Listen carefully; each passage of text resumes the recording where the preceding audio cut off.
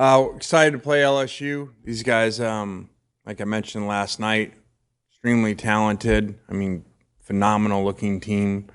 Um, Great O line, great receivers, quarterback, back ran great, um, and great looking defensive players all over. So I've always said these two games that happen to be back to back for years in this conference have always been the two on this side, at least that. Where they look like you're playing NFL teams. A lot of great looking players with great length and a lot of stars. So our challenge is to get better this week. I did tell them, hey, we've been in a situation, happened to be in the same situation 2 years ago. Went 3-0, went into Alabama and actually played a lot worse. And that game was 35-0 at one point, and ended up coming back from that game and going 10-2. So. Got a lot of football in front of us, and a huge one this week, and I would argue maybe the hottest offense in the country. Coach, in your eyes, what are the issues up front on offense, and how do you go about addressing them? Yeah, we got to get better. Got to coach better, involve different schemes, different things, and we're just sometimes running game's interesting. You'll have these games, and all of a sudden they'll pop, and you have a bunch of explosive runs. So we just gotta all go to work and figure out a way. It's not like we're a team or a program that hasn't ever ran the ball or hasn't known how to run the ball. So it'd be really good to get back to that. Jaden Daniels had a big game against you guys last year. He's off to another good start this year. How do you feel this iteration of your guys' defense is better equipped to defend him this year? I don't know that right now. This guy's playing great, playing better than he was a year ago that time. Early on, he actually throws one where our safety's there, and I think could have changed the game, and we don't find the ball, and he throws a touchdown, and he gets hot. So this guy, as you see, gets really hot and completes a lot of passes and hard to bring down. So I don't know that we're in better position. We're going to need a really good game plan, and we're going to need to play really well. You mentioned, and players have mentioned that, starting with that Alabama loss last year, it kind of snowballed effect negatively. I know it's barely 2 days old, but how have you seen this team maybe kind of bounce back, react, or handle that loss Saturday? Well, I like to, like I said, go back to 2 years ago when we were 3-0 and went to Alabama and lost. And I think last year was a little bit different where, we're potentially going 9-1 at that point and probably moving in the top 5 in the country, if we finish that drive off against Alabama. So I think it's very different, and every year is a different team. Lane, you mentioned a little bit last night about Suntarine Perkins being a quarterback spy. I guess, is that something you can see him doing more in the future, and why is that important to have an athletic guy like him who can do that? Well, that was specific for who we were playing. That was like playing Michael Vick. He's so dynamic, taking off with the ball and running with it, and most of you guys can't catch him. So that was a very specific plan for that quarterback and that offensive play calling. So I wouldn't think that would be used again. How close are some of your young wide receivers that you guys signed, Aiden and JJ and some of those guys, to being able to be big parts of game plans moving forward? Yeah, I think that's a fair question. We've had a lot of injuries out there, and Aiden was doing great, and he actually got sick and missed some time, and we got to get him back involved because he's got a chance to be a really special player like we saw in camp. Hopefully this will be the week.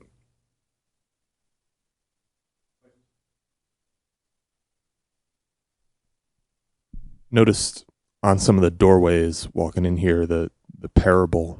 Was that you that put that up there, and was there a purpose behind that? I just think it was a good one about you don't know why things happen, and you jump to these huge conclusions and huge things, and this happens really in this sport, especially college football. All of a sudden, one team's great, and the next week they're horrible, or you go to throw an interception and they drop it, and then you score 2 plays later, and then all of a sudden you're the greatest thing ever. So it was really just about you don't know why things happen, and you got to go back and worry about what you can control. And sometimes it ends up being a great thing. I was really directed at some players that were down about their performance, and how they played and plays they could have made, or missed signals that made some plays look really bad and stuff. And so just, hey, can't control that now. There may be some good reason for it down the road. Lane, how do you grade Zakari and Caden, and do you expect to get more out of them this week? I think that was a really difficult situation for them. Neither had played, both returning from surgeries. I mean, really kind of crazy that you had 3 players, 3 significant pieces, coming back from surgeries trying to play. 2 of them hadn't played all year. So I thought those guys pushed through. That's really challenging to do.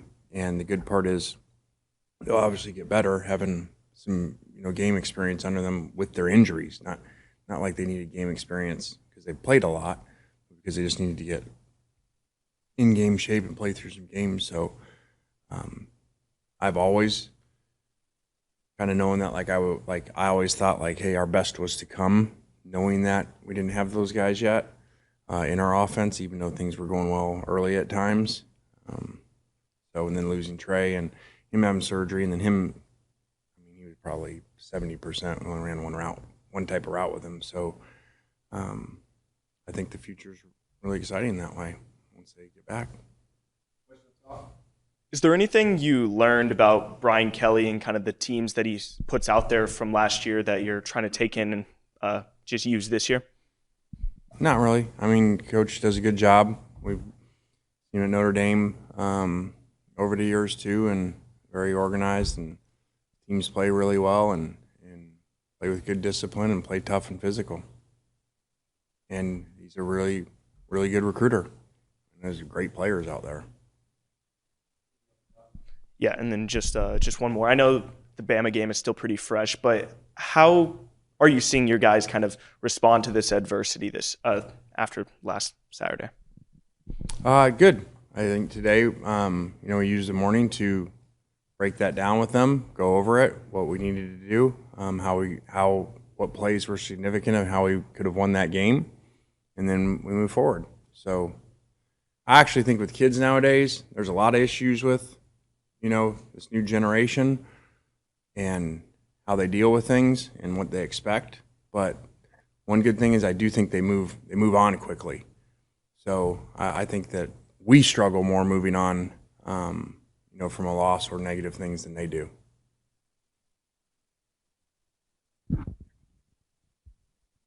Malik Neighbors, I think, is 3rd nationally in receiving yards. What makes him such a difficult cover? Yeah, like I said, these guys got NFL players all over the place. I've seen him before, unbelievable receiver. And, this is what LSU usually looks like. There's a reason that, the last 3 coaches there won national championships. So, we got great receivers. Defensive tackle looks unbelievable, and we've already talked about Perkins. So, a lot of challenges. On Perkins, it looked like they were starting to kind of play him Saturday night more like they did last season. Did you see that as well as you guys start get ready for them? Pretty good scheme by you there. Very impressed. I don't know if they've talked about it, but it looks like they tried to play him like a normal backer in week 1 and play him like a boundary wheel backer, and looks like they scratched that after the Florida State game and went back to last year's plan and just put him out there and make a few calls with him, let him play. So I wish they'd put him back in there. Maybe you can talk to him.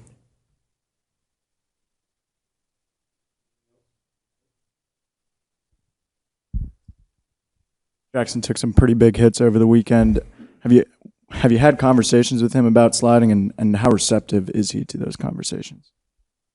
I haven't. I don't think sliding on a couple of them would have mattered really. When he needs to buckle his chin strap better.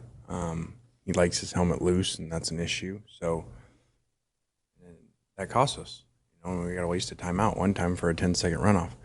We didn't use the timeout because we don't have confidence in Spencer. It's because there's going to be a 10-second runoff. When it happened before, we would with Spencer. We got great confidence in Spencer, but we couldn't afford 10-second runoff. So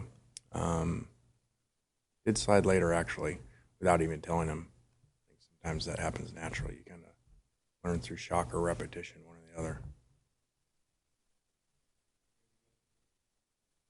All right, thanks. What players in next?